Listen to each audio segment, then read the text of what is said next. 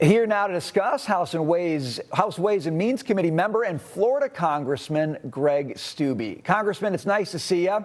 All right, the fraud conversation continues. I love to see when you've got an administration member on the ground in California saying that you found fraudulent borrowers, you're going to prosecute them. That's great.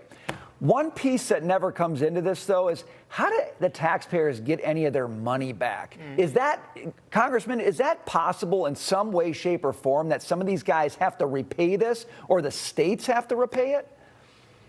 Yeah, it'll be possible when the DOJ goes through their prosecution of all these different individuals. I mean, this fraud is rampant. Secretary Bessent was on Capitol Hill this past week and thinks that about 10% of our taxpayer dollars through these different programs go to fraud. I bet it's higher than that, because as the Trump administration digs in on all of these different programs, whether it be SNAP, whether it be SBA, whether it be the IRA, or whatever the agency is, like we're seeing in Minneapolis, we're seeing rampant fraud to the tune of hundreds of billions of dollars that is being just taken away. So as they investigate these crimes and they find these individuals, when they prosecute these individuals, there should be restitution ordered. Now, the question is going to be, is the money still around, or has it been sent to other countries? Has it been sent some other place? But there absolutely should be restitution ordered in some of these cases.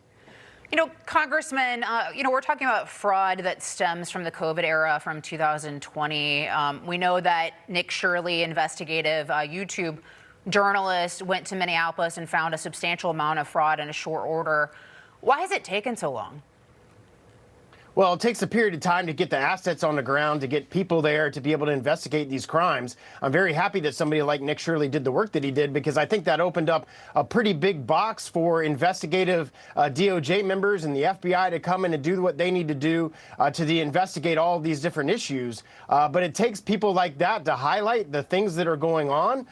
Finally, we have an administration that's focused on ensuring that our taxpayer dollars are actually going to the people that need it. We had DOJ that obviously identified a lot of these issues. We have a DOJ committee in Congress, and I hope by putting and highlighting and focusing on these issues, we can get the fraud out. I mean, think of how much money we'll save on the debt and the deficit if 10% of our budget is going to fraudulent payments, and we can recapture some of that, at the very least, stop those expenditures from going out. That's really going to help us from a spending perspective in Washington. We need a lot of help from a spending perspective, as you know. I want to move on. $39 trillion in help. Yeah, that's for sure. That's a big number. Okay, I want to talk to you about this. Two Democrats are refusing to sit for DOJ interviews. They're part of this so-called Seditious Six. You know, you got to disobey illegal orders video that they made for members of our armed forces.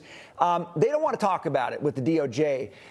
It seems like when you're an elected official and you're saying something like this to the men and women who serve and are in harm's way, you ought to talk to the DOJ if they've got some questions for you about why you're telling these guys to potentially disobey orders. Now, they see it differently, Congressman, but I just kind of wonder how you think this plays out.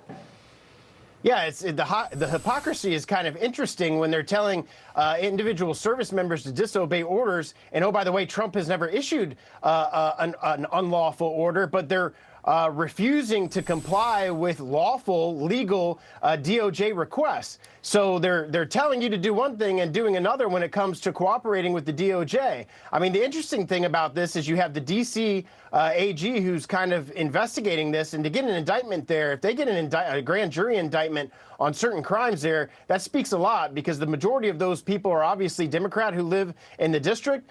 So to get some type of investigation going, I think is very worthwhile. But the hypocrisy in all of this is interesting, that if you didn't do anything wrong, then why wouldn't you cooperate with the DOJ in their investigation? So, Congressman, what should happen to these two lawmakers who are refusing to comply?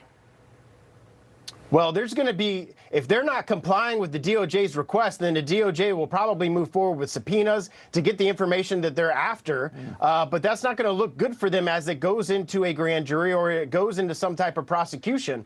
Obviously, this is all political. I mean, this was a political stunt to try to undermine the commander-in-chief of our military at a time when our military is seeing record recruitment. Our military is doing wonderful things across the globe, like going in and capturing a drug trafficker in Maduro, taking out Iran's nuclear programs, all of the things that the military has done. And you have a bunch of Democrats who are trying to undermine the commander-in-chief. And some of them like the Senator Kelly, are still on the government payroll and still have an active rank within the reserves. So that can be extremely troubling. When I left the military and went into politics, if you were still active duty or you were still in the reserves, your words mattered and you were still comparable to the UCMJ, and you still have to comply with the UCMJ. Right. So some of these individuals might have some problems with the UCMJ.